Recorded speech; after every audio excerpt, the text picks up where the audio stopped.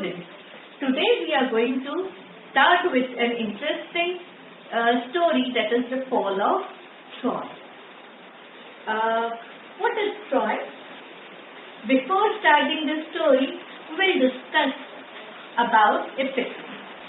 So what is epic? Epic is actually a long narrative poem. Epic is actually a long narrative poem describing the heroic deeds of legends and heroic figures, warriors. Okay. Now it is written in a certain different way, and that's why epics are very lengthy and written in elevated style. So what is epic? When I am saying the fall of Troy, Troy is actually the story. It is the story of Troy or Illiad. It's an epic. Illiad. Actually, today we are going to.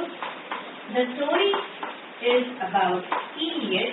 Illiad is an epic written by Homer. It is written by Homer. Now, what is epic? If I am saying the story comes from epic, Illiad. So what is epic? Epic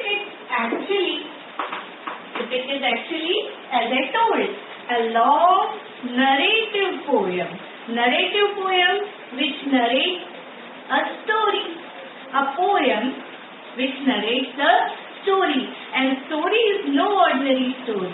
It describes the exploits of warriors, heroic figures, mainly gods and all. Okay?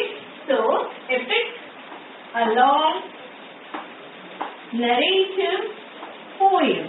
A long narrative poem typically derived from ancient oral tradition. Ancient oral tradition narrating deeds of heroic figures. Okay, first I will explain epic. A long poem, it's exceptionally long.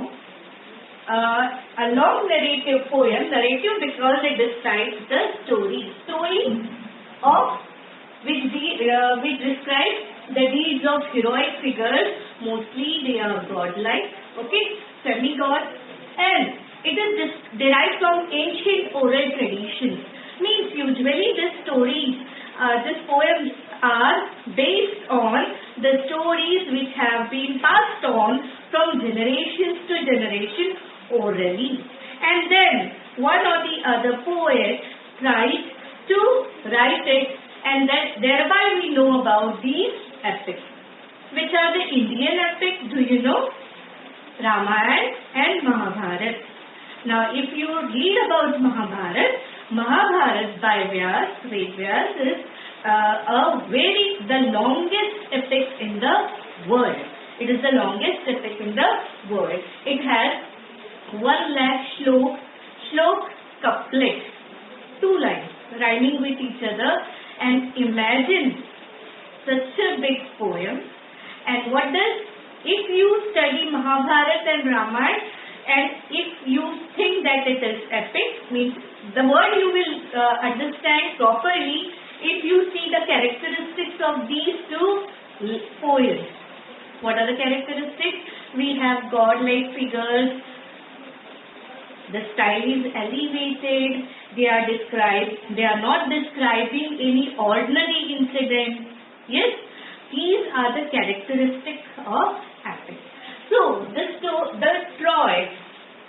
story of Illiad is taken from Illiad, which is epic. Now, Mahabharata and Ramayana has been written in Sanskrit. Mahabharata and Ramayana has been written in Sanskrit. So, in which language Illiad has been written? It is written in Greek. It comes from Greek literature. Okay, like Ramayana and Mahabharata are famous in India in Sanskrit, and they are written in Sanskrit.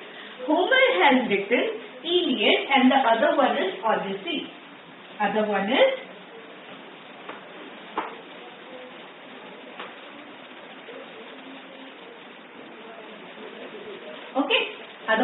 Odyssey. And it is usually believed that this is prequel and this is sequel. Now this is the something which is known to you, these terms. First part or second part. The earlier part of the story is Illiad, and the later part is the Odyssey. Now, the fall of Troy. Now you must be curious enough, as we enjoy reading and watching Mahabharata and Ramayana. Similarly, you will be attracted to the story about Illiad. What is Illiad? Actually, it is Ilium. What is Illiad? It is Ilium, and it is Troy. Illiad is actually Troy. What is Troy? Troy is the name of a rich city which in Asia Minor. Asia Minor is nowadays, it is Turkey, the present day Turkey, Asia Minor in the olden days. Now, it is situated between the Mediterranean Sea and Black Sea, and leads from the Aegean Sea to Black Sea. So, the fall of Troy. Troy, what is Troy? It is Iliad or Iliad, and this is Iliad, an epic by Homer, okay, who has also written Odyssey. So, in this story, the name of the story has been derived from the name of the city. And what is the name of the city? Troy. What is the name of the city? Troy. Where it was situated in the olden days? In Asia Minor, which stretched from Aegean Sea to Black Sea. Now, it was favorable for commerce and agriculture. It was favorable for trade, for agriculture, and in front of the city, where the city was situated, was sea. Okay, was the sea over which the ships sailed. That's why it was favorable for trade. Now, they used to carry, ships used to carry all the things for Troy, goods and grain. And imagine a city here,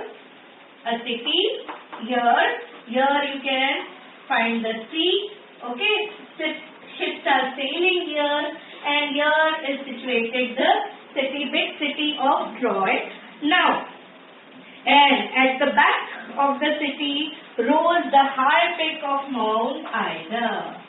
Now here the city is situated, okay, here the city is situated, and behind that you could see the peak, the highest point of the Mount Ida, and from this Ida mountain flowed many streams and rivers, bringing in fresh water to the city of Troy, and thereby agriculture flourished there. Okay, and in the valleys among the hills, they were well watered and fertile.